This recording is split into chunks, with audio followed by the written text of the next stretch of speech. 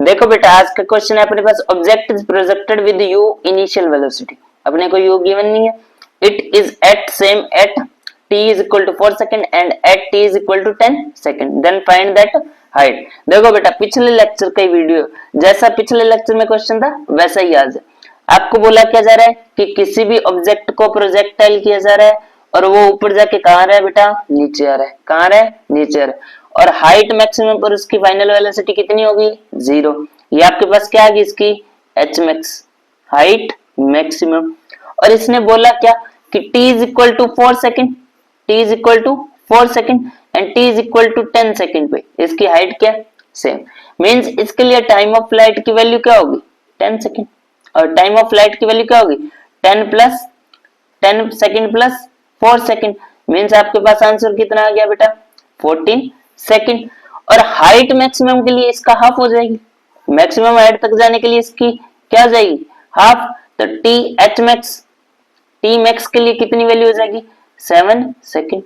T H max के लिए कितनी वैल्यू हो जाएगी बेटा 7 सेकंड। अब आपको पूछा जा रहा है कि यहां तक के लिए हाइट कितनी होगी, मींस ग्राउंड लेवल से 10 सेकंड तक की हाइट जो h है अपने पास, जहां 10 सेकंड और 4 सेकंड की हाइट सेम है तो वो हाइट निकालनी है। तो आपको पता है कि t टाइम ऑफ फ्लाइट की वैल्यू कितनी आई 14 second, time of h max कितना आया 7 सेकंड। अब निकालते हैं बेटा अपने h max, क्या निकालते हैं h max। अब देखो h max कितना होगा, मींस नीचे से ऊपर जाने में जो मैक्सिमम हाइट कवर की वो कितना होगा, तो ऊपर से यहां तक करने के लिए 7 सेकंड। तो आपको पता है कि आपको रेशियो याद है, जब u की वैल्यू क्या हो 0, u की वैल्यू क्या हो, u की वैल्यू क्या हो बेटा आपके पास 0, v की वैल्यू यहाँ क्या है 0, और नीचे आने में इसको एक ही कांस्टेंट एक्सेलरेशन से आना पड़ेगा, वो क्या होगा बेटा g। तो इसके लिए h max की वैल्यू रेशियो कैसे निकालोगे,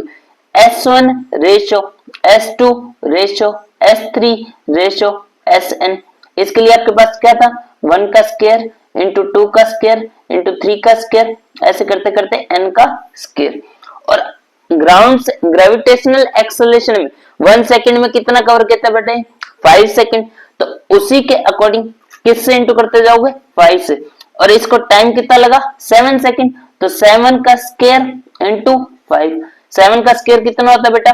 30, 7 का स्क्वायर कितना होता है बेटा 49, 49 इंटू 5, 49 इंटू 5, तो आपके पास यहां से आंसर कितना आया 5 9 जा 45, 5 9 जा 45, 4 कैरी गई, 5 4 जा 20 और 2 40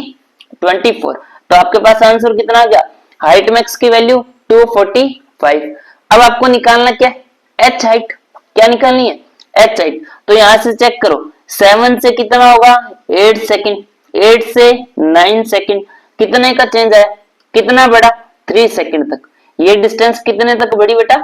3 सेकंड तक। तो 3 सेकंड के लिए आपके पास हाइट की वैल्यू क्या आ जाएगी, मींस इस h डैश की वैल्यू क्या होगी, h डैश की वैल्यू अगर इस पूरे h मैक्स में से h डैश की वैल्यू माइनस कर दी जाए तो आपके पास किसकी वैल्यू आ जाएगी बेटा h की। तो h डैश की वैल्यू 3 सेकंड के लिए क्या हो जाएगा 3 का स्क्वायर इंटू 5, 3 का स्क्वायर क्या होता है 9 इंटू 5, तो आपके पास आंसर कितना आ गया 45 मीटर। ये आपके पास किसकी वैल्यू है बेटा h डैश की, अपने को चाहिए किसकी h की, तो h is equal to h max minus h dash, h max की वैल्यू 245 माइनस h डैश की वैल्यू 45, तो आपके पास h की वैल्यू क्या आ गई यहां से 200 मीटर, कितनी आ गई बेटा 200 मीटर। ठीक है, थैंक यू।